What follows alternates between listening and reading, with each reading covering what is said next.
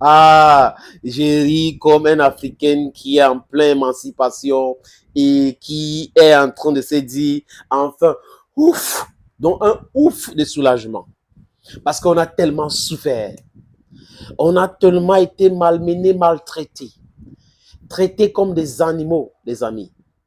Ah, et aujourd'hui, on est en train de voir le bout du tunnel. C'est de ça qu'il est question, les amis. Les pays de l'AES font notre fierté. Les enfants d'Afrique qui veulent la libération de l'Afrique. C'est de ça qu'il est question aujourd'hui, les amis. Nous sommes très fiers. Moi y compris, vous, j'en suis sûr. Il y a quelques heures, le président du Niger, Abdurrahman Tiani, a fait des déclarations.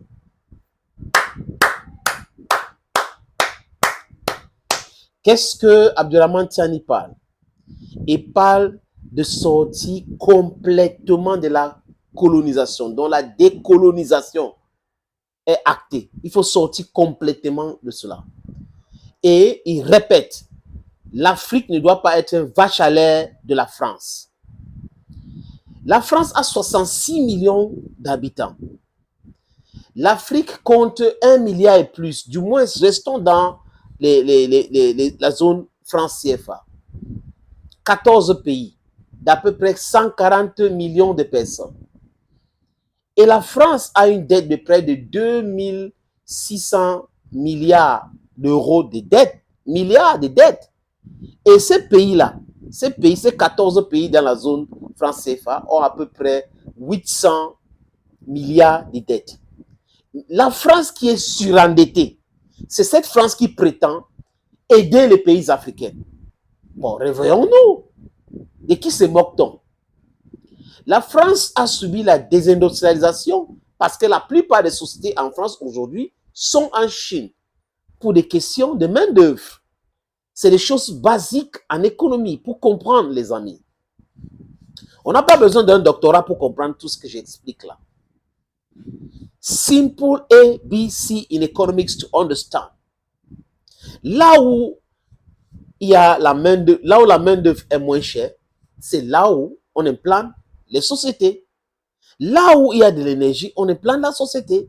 Là où il y a l'accessibilité, on implante la société. Voilà quelques facteurs qui entrent dans l'implantation des sociétés. Donc, la Chine propose une main-d'œuvre moins chère, bon marché.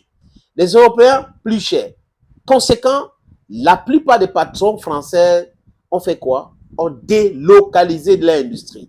Donc, ils produisent maintenant en Chine. Est-ce qu'en Chine, il y a la double imposition? Il y a la non-double imposition? Non, non, non. Maintenant, cette France a sa puissance grâce au pillage, grâce à l'exploitation, grâce au l'esbrouf politique, grâce à l'insécurité imposée. Et nous tous, nous le savons. Mais si vous avez des présidents comme ce que nous avons en Afrique centrale, vous pouvez avancer jamais de la vie. Est-ce qu'on peut compter sur Paul Biya pour avancer dans notre décolonisation? Jamais. Est-ce qu'on peut compter sur Sassou Nguesso? Jamais. Est-ce qu'on peut compter sur Macky Sall? Jamais. Est-ce qu'on peut compter sur Ouattara? Jamais. Est-ce qu'on peut compter sur Patrice Talon? Jamais. Est-ce qu'on peut compter sur Tinubu? Never. Never on earth would that guy fight against the interest of imperialism in Africa. Est-ce qu'on peut compter sur Mbalo? N'en parlons plus. Est-ce qu'on peut compter sur Nana Akufo-Addo? It's an embarrassment. Vous voyez un peu, les amis. Et les présidents de l'AES ont compris. La démarche, elle est simple. On sort d'abord de la CEDEAO, qui est une organisation contrôlée par l'impérialisme, surtout la France et les Américains. Et là, on les laisse avec leur histoire. Ça va se désintégrer seul. Et on s'attaque à un autre pan de cette souveraineté qu'on est en train de rechercher. La monnaie, l'UEMOA. Cette union monétaire bidon qui fait en sorte que plus de 50 milliards de francs CFA de cette zone-là se trouvent dans le trésor public français. Donc, vous faites des affaires, chaque pays fait les affaires, 50% de l'argent reste en France pour la convertibilité de cette monnaie. Et la France utilise ces monnaies pour dire, oui, on aide l'Afrique, on fait ceci et tout. Et en retour, Même l'exploitation de sous-sol africaine, il y a de l'escroquerie là-dedans. Qu'est-ce qu'ils font? Même les 5 francs qu'ils doivent verser aux États africains, ils impriment les billets eux-mêmes à chamalière. Donc, du coup, la France ne paie rien. La France a transformé les pays francophones d'Afrique comme son vache à lait. Et on peut introduire l'insécurité, on peut introduire les coups d'État, 22 coups d'État, 7 sanglants. Et là, les dirigeants, les leaders de l'Alliance des États du Sahel ont bien compris. Ils sortent d'abord de la CEDEAO. La CEDEAO veut qu'ils restent les souples. Ils disent non, c'est bon, vraiment c'est irréversible. Regardez, on a acté, il n'y a pas sans délai, nous ne voulons plus de négociations avec vous, sans délai. Donc ça tue cet aspect de chercher à négocier avec ces États-là pour les réintroduire. Et Macky Sall vient les faire encore fort, c'est-à-dire que les rendre la vie difficile. Vous avez vu que la France est obligée de tirer sur Macky Sall. Les Américains sont obligés, après leur premier et deuxième communiqué, de tirer sur Macky Sall parce que Macky Sall a jeté le sable dans leur taplouka, dans leur atchiké. Ça rend le truc très, très difficile. Macky Sall, nous le disons ici, c'est un dictateur. C'est un escroc politique. Macky Sall, ce n'est jamais quelqu'un de sérieux. Ceux qui ont cru à un moment donné à cet escroc politique, c'est leur problème. Tous ces discours tendaient vers la dictature, vers l'éternalisation au pouvoir. C'est du Macky Sall. Et il sera humilié, les amis. J'attends le 2 avril pour voir ce qui va se passer avec ce monsieur qui a déjà commencé à tuer les Sénégalais au nord à Ziguinchor et tout ça. On a vu les gens qui sont morts. Les amis, Abdurrahman Tiani parle de décolonisation. En finissent avec les reliques de la colonisation. Donc, ils vont s'attaquer à la monnaie. Et il dit que la réflexion va bientôt entrer en jeu pour pouvoir sortir de cette monnaie-là. Vous savez que les ministres des Finances, les ministres des Mines, les premiers ministres, les ministres des Affaires étrangères se sont réunis à différentes reprises. Donc, c'est une idée, la réflexion a été poussée.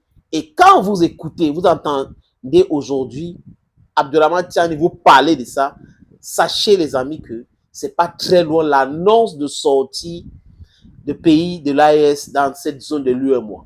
Ça va tuer ce trait. Et Jacques Chirac l'avait dit qu'il faut respecter les Africains.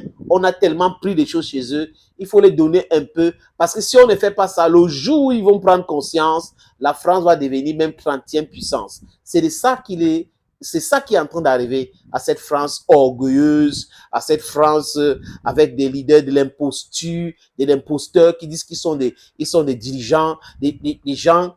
C'est une bonne chose qui se passe, les amis. Macron, vraiment, merci encore pour ton incompétence. C'est grâce à cette incompétence aujourd'hui que le peuple africain est en train de se libérer de cette prison à ciel ouvert que la France a proposée aux États africains. Oui. Donc, quand vous entendez Abdurrahman Tiani parler comme ça, les amis, l'annonce va arriver bientôt parce qu'il y a eu de raffinerie de l'or au Mali, raffinerie de l'or au Burkina Faso. Nous savons que pour préserver votre monnaie, il faut avoir de l'or. Les lingots d'or vont se produire localement. Vous avez entendu le nouveau code minier au Burkina Faso, au Niger et au Mali. C'est très important, tous ces éléments-là. Et là, vous voyez donc que les pays de la CEDEAO qui ont l'accès à la mer, qui n'ont pas respecté les résolutions des Nations Unies et le droit international, pour ne pas mettre un pays enclavé en embargo, sont en train de se désintégrer aujourd'hui. Le Togo veut toujours continuer à faire les affaires avec le Niger et le Burkina Faso. La Guinée de Mamadou Doumbia, qui est un agent de la CIA, un agent français infiltré autre pour déstabiliser l'Afrique, pour continuer à perpétrer le pillage en Guinée-Conakry. Du moins sur l'autre côté, là, il n'a pas de choix parce que si le Mali ne fait pas les affaires dans son port, ça va servir, ça va pas lui servir à grande chose. Donc, vous voyez que le port de Conakry a besoin que les Maliens. Donc, aujourd'hui, les Marocains sont entrés dans la danse pour pouvoir utiliser la Mauritanie avec des infrastructures pour servir ce pays du Sahel. Voilà donc à quoi a servi ces révolutions au Burkina Faso, au Mali et au Niger. Ça va toucher d'autres pays, les amis.